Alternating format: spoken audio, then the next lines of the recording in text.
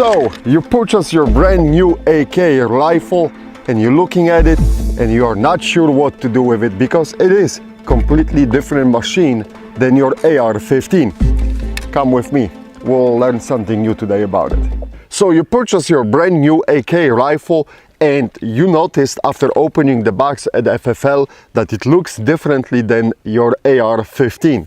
Fear not, we'll try to help you to plow through that initial shock and make you a better user of AK rifle. Let me talk for a second about the most common complaint from the AKs. The people complain that they are hard on the user because of the more powerful recoil. And this is correct. Please remember that the round 7.62 by 39, it's bigger than the 5.56 by 45.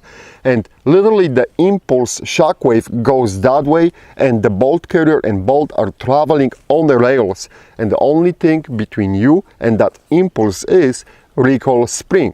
So the AK is not using a buffer like AR-15, which helps to absorb the recoil. Also, very often the AKs are sold with a so-called slant brake, which is not providing that much of the relief on the recoil side. Here I have the simple Fighter 47, and even that simple brake provides a really nice recoil softening point, let me put it that way. But I just want to make you aware that yes, you're going to feel more recoil because it is more powerful cartridge. There is nothing wrong with the rifle. However, it is true that a lot of AKs is sold overgassed, but we'll deal with it later. So let me see what we can show you as far as disassembling the rifle. Of course, the rifle will ship without the magazine, and even before the first time shooting, you should disassemble the rifle and really check the bore inside the barrel, because I will tell you right away, if you are buying the rifle like from Century Arms, the Yugos, NPAPs, or even the Wassars, what they do, they enlarge the magazine well. Because of our import laws, we cannot import the AK with the original configuration, of course. So they do some work, they enlarge that magazine well to basically accept the AK magazines. And what is happening, I don't know how they are doing, but very often you can find the metal chips inside the receiver gas tube or even inside the barrel. So the good idea is, of course, when you are receiving the rifle, just pop the hood, and we're doing this by pressing the release button on the dust cover, and dust cover is just basically a sheet of the metal, and this is the recoil spring I was talking about. To remove the recoil spring, all you have to do is depress here, push it forward towards the end of the barrel, and then you can remove it and pull it out. And we have a recoil spring removed. Now I will lower the safety lever down, which will allow me to remove the bolt and the bolt carrier. Notice that I click down the trigger hammer to clear the way for the bolt carrier. To remove the bolt carrier, basically pull it slowly by the charging handle, and the bolt carrier will jump out from the rails at the end of the receiver.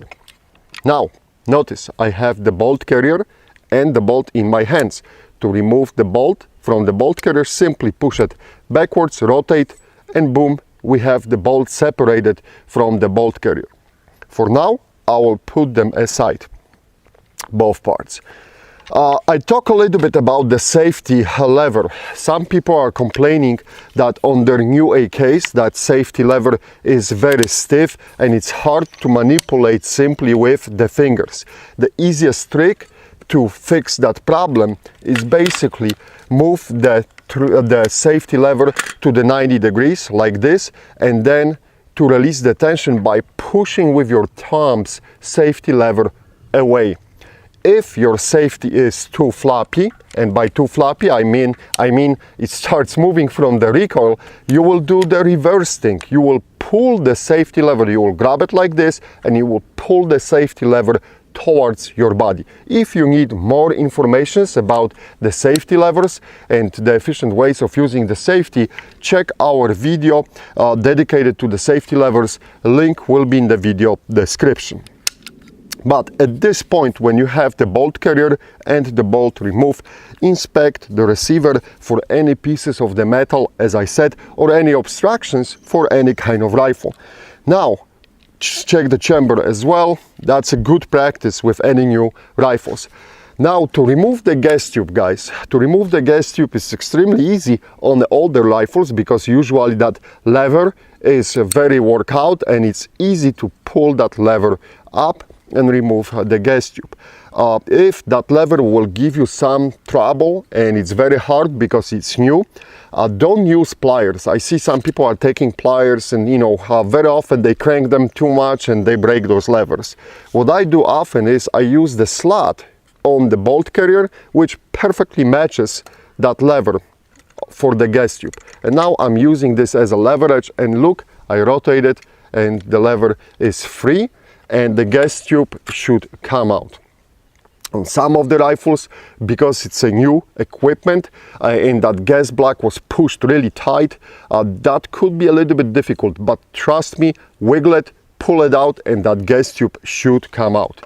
Now, since we have the gas tube free in our hands, to do the pirate basically and look through the gas tube, or look through the gas tube and make sure there are no debris or any kind of dirt or whatever from the production or from the assembly.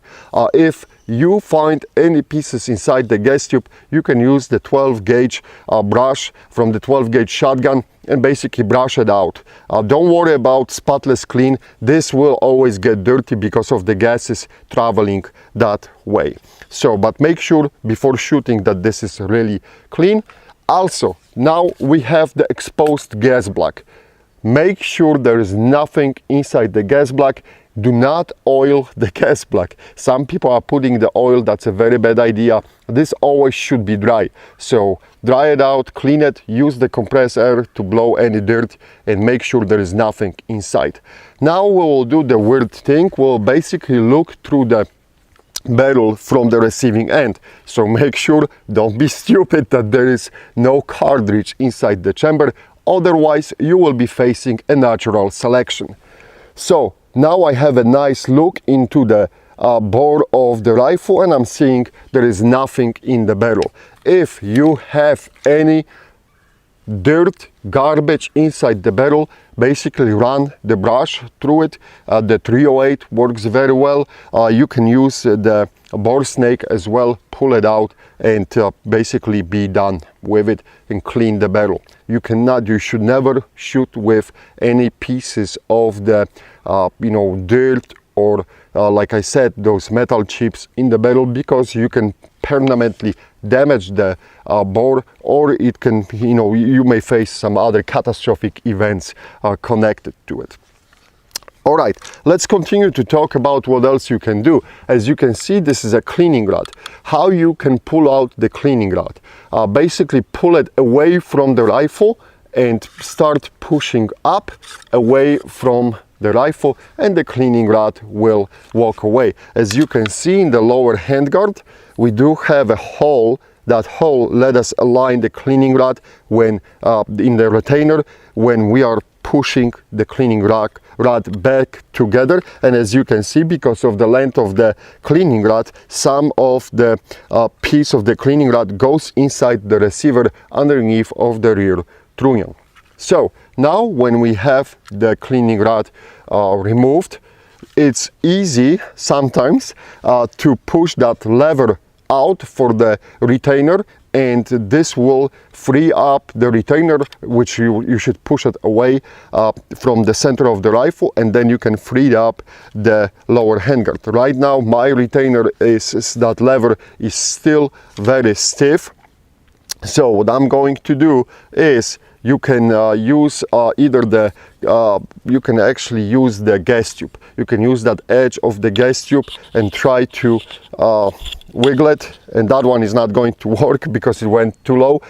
We can try and use the dust cover on some of the rifles, and that will work in my case. See, I'm using the dust cover to pull it out, and now my lever is completely open. you can use even the flat screwdriver, okay? I just don't want to go and bring any tools.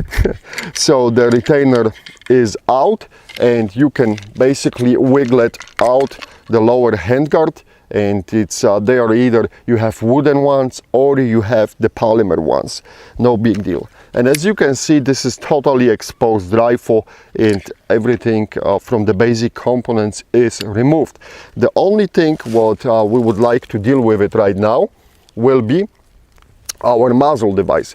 To remove the muzzle device, you have to depress the retention pin. Pin is basically, it's a spring-loaded pin, and remember, on those rifles, this type of the rifle, you have 14-1 left-handed thread. Okay, so I'm pushing this and I'm going in the opposite way in order to remove the muzzle brake, and boom, there you go. This is exposed thread, and that's basically how the barrel is looking like. On the newer rifles, so-called 100 series or Arsenal, most of the Arsenal rifles, you will find the 24mm thread. As you can see, this is much fatter end of the barrel, and again, you have to depress that pin, and this is the 24mm right-handed thread, so we will go in opposite way. Let me see if I can again use that cleaning rod to push it down, and yep, I was able to push the retainer pin down and free up the brake, and there you go. See, I'm going into the opposite direction as I did on this rifle, but this is exactly what I was talking about. You can clearly see and compare the front ends. So in my left hand, this is a 14-1. In my right hand, it's a 24mm right-handed thread. It's impossible, it's absolutely impossible to mix them up because of the size. And just to show you, on the muzzle devices end, this is a big hole and a small hole. Big hole, small hole. There you go, guys. So at this point, we have disassembled the rifle basically to the you can call it the field strip. If you want to remove the stock, you have two stock screws for the either polymer or the wooden stocks. It doesn't matter which one you will remove the first, but you have to untie them and then wiggle the stock back. It could be very difficult on the polymer stocks because they are pressed really tight, but remember, there is not much what you can screw up. Just get it out if you have to. And to remove the pistol grip, usually at the bottom of the pistol grip you have a screw, and there is a screw nut on the top, and this is regular thread. You basically untwisting, and you have to pull it out, screw completely, and this will remove the screw from the receiver. We will talk in another episode about working on the trigger group and what you can do with the trigger group, but this is not very complicated as well, because the trigger group is basically resting on the two levers, two pins, not levers, two pins, and it's very easy to remove and work, but that's the material for the next episode.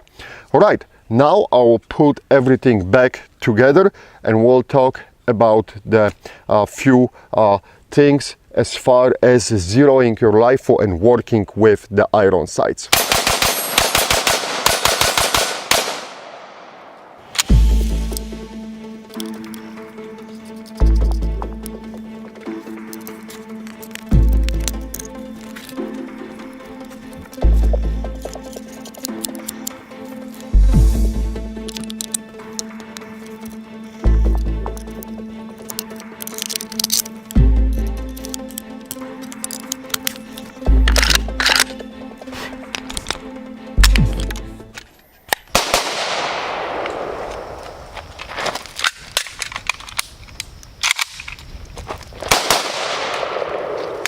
I forgot to talk to you guys also about the problems which you may encounter with the wooden stocks.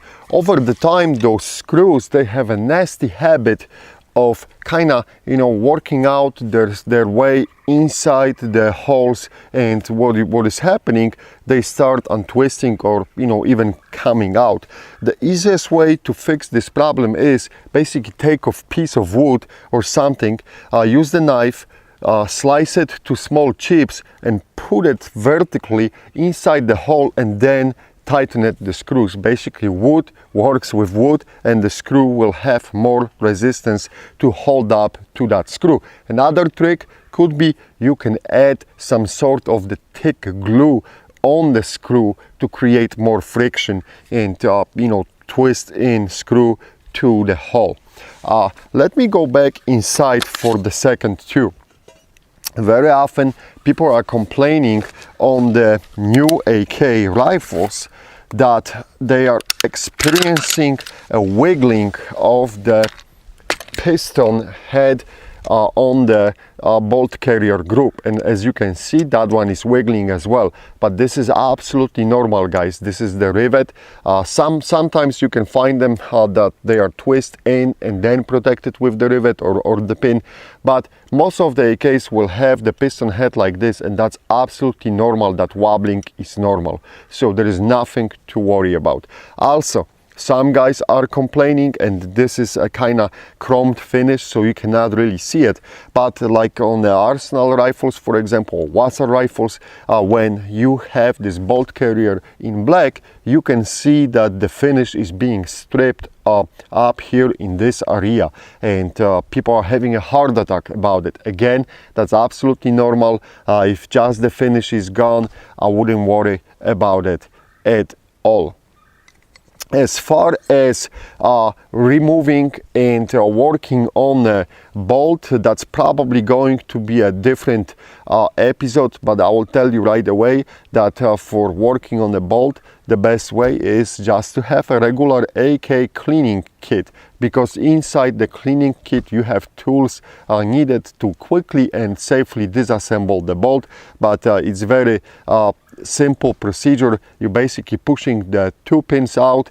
You will first push the pin from the bottom, that will free up your firing pin, and then you're removing another pin which will allow to remove the extractor claw and the spring inside. But we'll do a special episode in another down the road with the series about the bolt, and we'll talk about the different bolts and what kind of firing pins we have and so on. Now, as far as lubricating the AK, guys, there is no magic. I use very often just the regular CLP. I like to put a little bit, few drops of the oil inside the channel, of course then on the edges where the bolt carrier is traveling on the rails, and as far as for the bolt, I just put it over here and maybe a little bit at the bottom, and then just the finger smudge of the few drops for the bolt body down the line, so when it rotates it's a little bit smoother motion. But the brutal truth is, guys, that the AK can survive without any lubrication for a long time. That doesn't mean that you shouldn't lubricate. If you have a chance, keep it lubricated. Also, you can put the few drops of the oil on the rails, the top rails and the bottom rails. However, please remember that if you live in a really dusty environment, like maybe in Nevada desert, you don't want to put a lot of oil. You want to keep your rifle more on the dry side, because that oil will attract all that very thin sand. And I spent some time in the desert environment, and it really gets into the action and everything. So keeping the rifle on the dry side helps to prevent that. You can still use the oil, just don't use it a lot. All right, so I'll put it back together and we'll talk about the iron sights. So again, you first place the bolt carrier on the rails, squeeze it down, push it forward, then the recoil springs goes inside, and I'll show you the basic trick. A lot of people, for some strange reason, struggles with the dust cover. What I do is, there is a slot here right beneath of the rear post, rear leaf, and I line the front end of the dust cover with that slot first, and then of course you have to work on that button, release button. So what I'm doing is I'm pressing down over the release button, and my dust cover jumps perfectly into the slot in the rear trunnion. And that's pretty much it. Function check. I rack the rifle, put the safety on, point into the safe direction, squeeze the trigger, nothing. I lower the safety down, click, just like you like it. I'm holding now the trigger. I rack the action. You should release the trigger and you should hear the click. This is the click. The trigger is aimed, armed, not aimed, armed again. And if you'll press it again, it goes on. Now I move the safety up and the rifle is ready to rock and roll and have some fun down the range.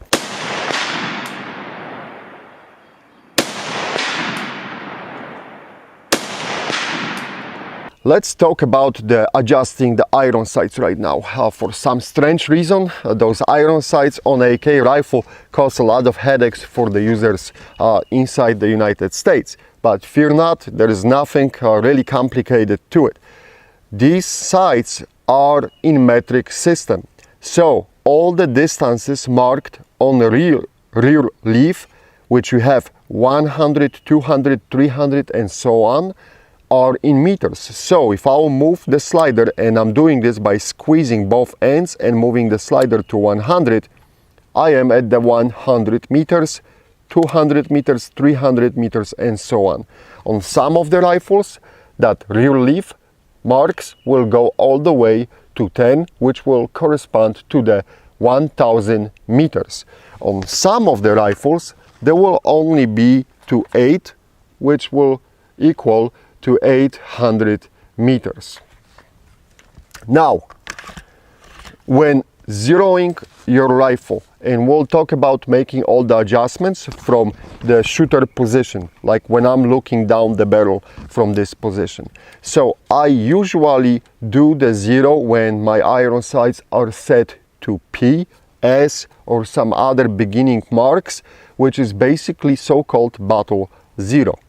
Now, if you shoot with the rifle and your hits on the target are on the left side from your point of aim, so point of impact is on the left side from point of aim, you have to push the front post to the left.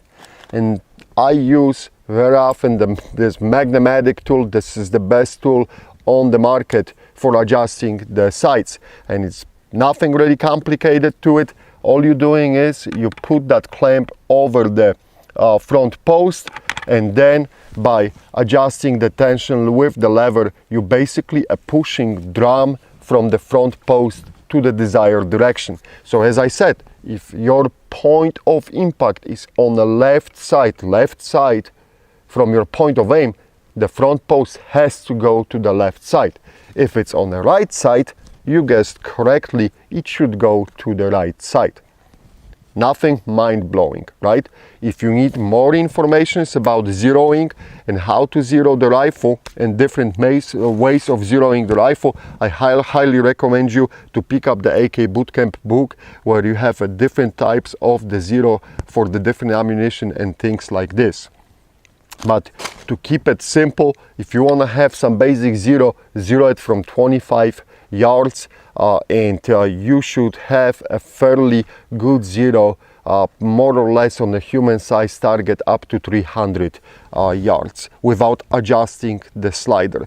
Now, if you would like to do it really to have the corresponding values on the slider to the distance, you should zero it from with the settings at 100 meters, and zero the point of impact should be equal to the point of aim at the 100 meters, which roughly will be 109 yards. But as I said, watch the video about the iron sights zeroing. I will put the link underneath of that video if you want to learn more, or again, shameless plug for the AK Bootcamp book, which will give you a good zeros and good ways to zero your rifle.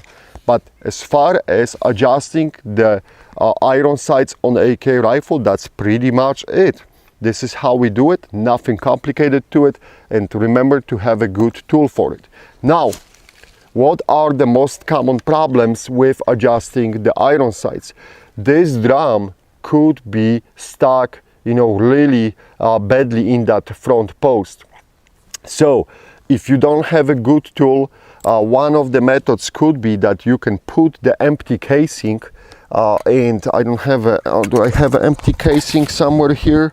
Yes, I do. You can put the empty casing on the side and use the rack. Basically you will do it like this, and you will punch it from the top, and this will push the front post one way or another. Of course you can do it from both sides. If this will not help, if you are finding that drum being still stuck inside the front post, another trick will be basically to dump the magazine quickly, warm it up, and then try to do the adjustments. Just remember that whole area will be extremely hot. Don't burn yourself. All right? So pretty much for the brand new rifle, for the basics, that would be it, guys. That covers most of the subject. If you are wondering what is this thing on the side, some of the rifles are equipped with so-called side rail. This is the way how you mount the optics on the AK rifle, and over here we can see this is a 3x scope, and you can put the optic. There is a belief that there is not much what you can do with the AK rifle as far as modernizing it, but look at that example. You know, it's fully pimped, and this is a very effective combo, so-called annihilator. I absolutely love it. I think so it's a force multiplier on those rifles, but also we have a BMS Mission First Tactical stock, and this rifle is basically a modern rifle. So that's it for now, guys. Stay tuned for more episodes about for the series. We'll go more in the details about working on the triggers, talking about the triggers. We'll talk about disassembling the bolt in the future, and upgrades, and what you can do with the AK rifle to make your life easier. However, as always at the beginning, I would advise you strongly to learn the basics and how to basically use the iron sights and get comfortable with the rifle, then start doing the upgrades. Thank you very much for watching. Please let me know if you have any questions, and I'll try to answer it as much as I can.